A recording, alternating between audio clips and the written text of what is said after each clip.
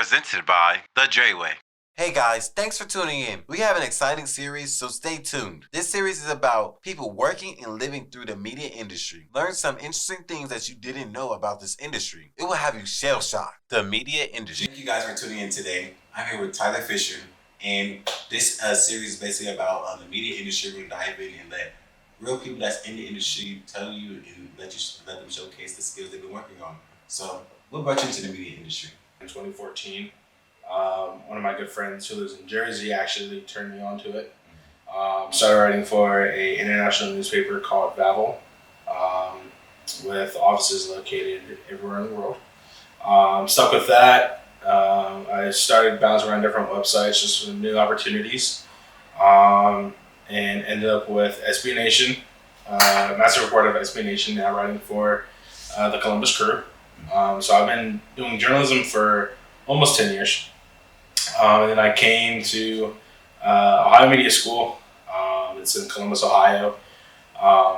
And started diving into the photography, videography industry and whatnot. My dad's a radio DJ, so I initially came for radio. And then I picked up a camera and I fell in love with photography, videography. So I have my own photography brand also. And one of my good friends, who is a photographer, actually put me on as a social media manager for Ohio Dominican University. That's cool. So how long have you been on Ohio Dominican? It's been about 2.5 years, going on 3. So, in the beginning of your career, what drawed you to media or into journalism? I mean, I've always had a thing for reading articles online, reading sports articles online, I should specify. I tried getting in with Master Report one time, it didn't work, but being able to tune in with Vavel was actually a big step because I was able to be with editors that, kind of gave me constructive criticism on my writing and told me, make sure don't do this, and whatnot. So that actually enhanced my writing skills a lot better.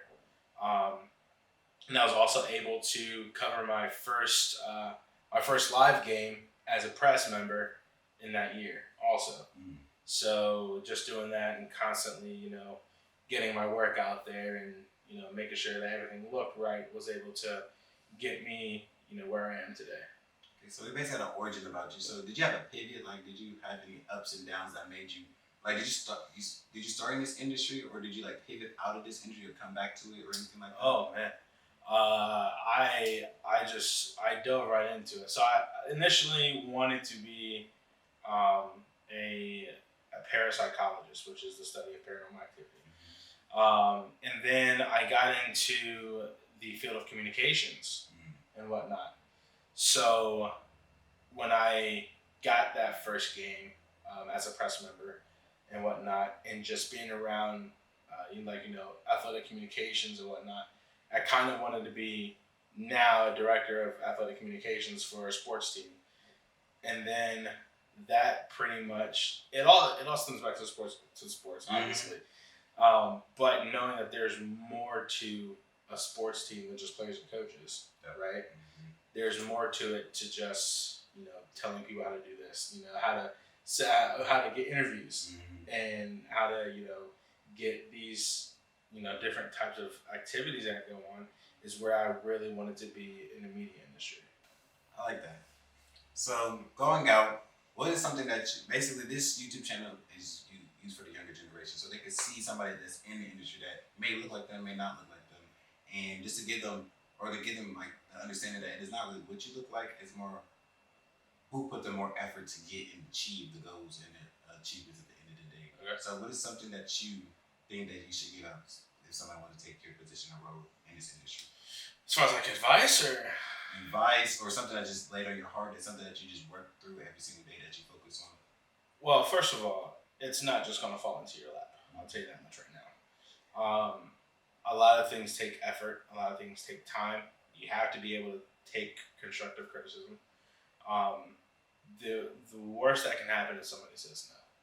That's the worst thing that can happen. If that's the one thing that lets you down, I'd say you're probably not fit for the industry.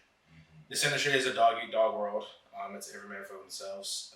I could be, as far as like a content creator, I'm sitting next to you. You could be a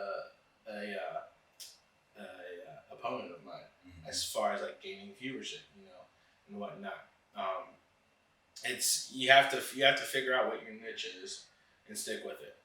I think when I went to Ohio Media School and kind of got a more deeper grasp of the media industry and whatnot, is when I was like, all right, I'm gonna go in this full head on, take the bull by its horns, and go into it.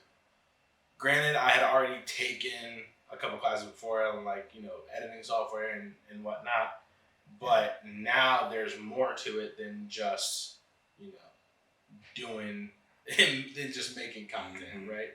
There's a research process. There's the setup here. You have to know how to do all this and whatnot. Take 30 So minutes. yeah, so you have to be able to have a lot of multitasking going on, but you also have to have the balance to where you can't let it kind of hinder your ability to get this product out and make it your best. So, if one thing that I'm going to say to you guys to take from this is, don't just do it to do it, right? Have a passion for it.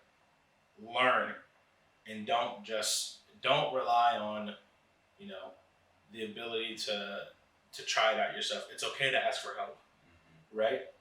If you figure it out on your own, perfect. But don't be scared to ask for help. And also, just stick with it. Blood, sweat, and tears. The grind is worth it in the end. And then you'll be sitting here next to TheDreWay. That was what I said. You'll be sitting next to Dre, like me.